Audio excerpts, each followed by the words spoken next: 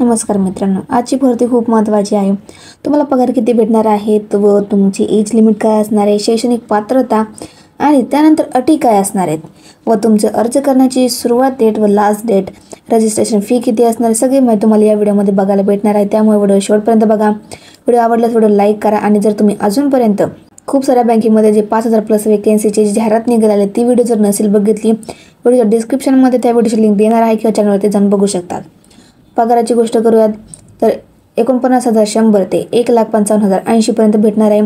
ही भरती सर्वोच्च न्यायालयाद्वारे स्टेनोग्राफर या पदासाठी निघालेली आहे. एज लिमिट ही तुम्हाला 21 वर्ष ते 38 वर्षापर्यंत असणार आहे. तुम्हाला आता शिक्षण पात्रता काय असणार आहे ते बघूयात.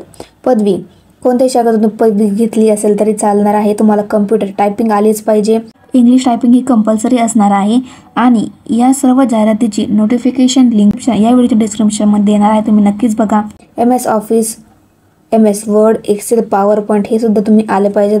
आता अटी बघूयात की अटी काय असणार आहेत. उमेदवार हा भारतीय असायला हवा, त्याच्यावरती कोणताही गुन्हा दाखल नसायला हवा. आपण एक्झाम पॅटर्न बघूयात, ज्यामध्ये पहिली तुमची एक्झाम होणार आहे इंग्लिश, ज्याच्यामध्ये 400 वर्ड दिले असणार आहेत. पॅसेज तुम्हाला तो ट्रान्सलेट करायचा आहे, ज्यामध्ये तुम्हाला 40 मार्क चे असणार आहे. तुम्हाला मिनिमम 20 मार्क घ्यायचे आहेत.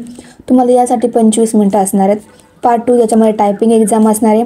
40 मार्काचे हे 20 मार्क, मिनिमम 10 मिनिटं टायपिंग झाली पाहिजे. त्यानंतर पार्ट 3 ज्याच्यामध्ये तुमचा वायवा होणार आहे, तो 20 मार्काचा असणार आहे. मिनिमम तुम्हाला 10 मार्क भेटलेच पाहिजे. अर्ज करण्याची स्टार्टिंग डेट ही 1 जुलै 2025 ते अर्ज करण्याची शेवटची तारीख ही 15/7/2025 असणार आहे. तुमची रजिस्ट्रेशन फी ही 200 रुपये असणार आहे. कोणत्या कास्टमधून असा किंवा ओपन जनरल कोणत्याही कास्टमध्ये असलं तर तुम्हाला 200 रुपये फी ही नक्कीच द्यायची आहे. त्यानंतर तुम्हाला डॉक्युमेंट काय काय लागणार आहे.